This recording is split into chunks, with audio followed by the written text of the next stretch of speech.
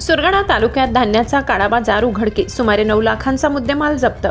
सुरगाणा तालुक्यातील उंबरठाण मार्गावर मोतीबाग परिसरात महसूल विभागाने काल एक मोठी धाड टाकत काळ्या बाजारात विक्रीसाठी ठेवलेले सार्वजनिक वितरण व्यवस्थेतील शेकडो क्विंटल धान्य जप्त केले। या धाडसी कारवाईने संपूर्ण सुरगाणा तालुक्यात खळबळ उडाली असून गरिबांच्या तोंडातील घास काळ्या बाजारात पोहोचविणाऱ्या रॅकेटचा पर्दाफाश झालाय। सदर कारवाई तहसीलदार रामजी राठोड यांच्या मार्गदर्शनाखाली महसूल विभाग आणि सुरगाणा पोलिसांच्या संयुक्त पथकाने केली। जप्त करण्यात आलेल्या धान्याची एकूण किंमत सुमारे 8,94,000 रुपये एवढी आहे। हे धान्य आवश्यक वस्तू अधिनियम 1955 अंतर्गत बेकायदेशीररित्या साठवून ठेवण्यात आले असल्याचा प्राथमिक संशय आहे।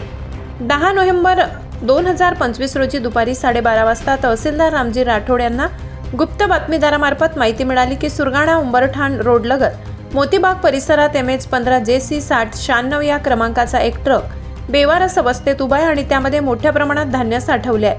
तहसीलदारांनी तात्काळ पुरवठा निरीक्षण अधिकारी हर्षद नेरकर यांना आदेश देत घटनास्थळी जाऊन कारवाई करण्यास सांगितले। त्यानुसार नेरकर यांनी त्वरित तपास पथक तयार केले। मोतीबाग येथे पोहोचल्यावर पथकाला आयशर ट्रक संशयास्पद स्थितीत उभा असल्याचे आढळले।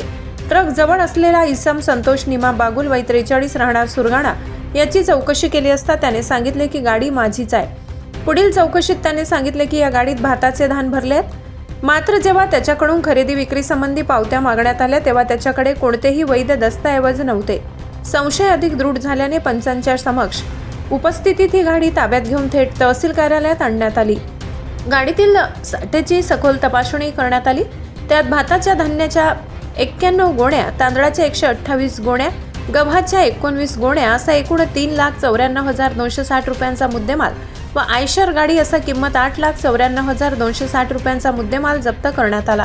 संशयित संतोष बागुल याने आपला बचाव करताना सांगितले की मी हे धान्य शेतकऱ्यांकडून कृषी उत्पन्न बाजार समितीच्या अंतर्गत विकत घेतले आहे असे सांगून त्यांनी बाजार शुल्क पावती दाखवली। मात्र महसूल अधिकाऱ्यांनी तपासल्यावर पावत्या व प्रत्यक्ष साठ्यात मोठी तफावत आढळून आली।